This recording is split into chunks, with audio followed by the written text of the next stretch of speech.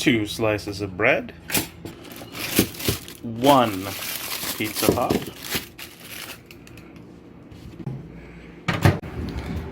margarine, cheese slices. Apply the margarine, add some kind of garlic seasoning.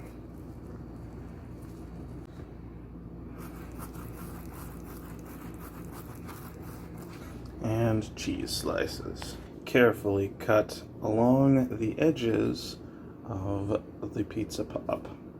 Gonna turn the pizza pop inside out and apply it to the cheese. Folding it in half and putting the second slice of toast on top.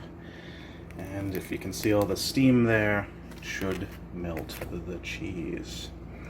And there you have it. Garlic toast pizza pop. Why not serve it to your house guests? They'll love it. You know, when they're like stoned or something. Thank you for watching, and as always, stay cuddly.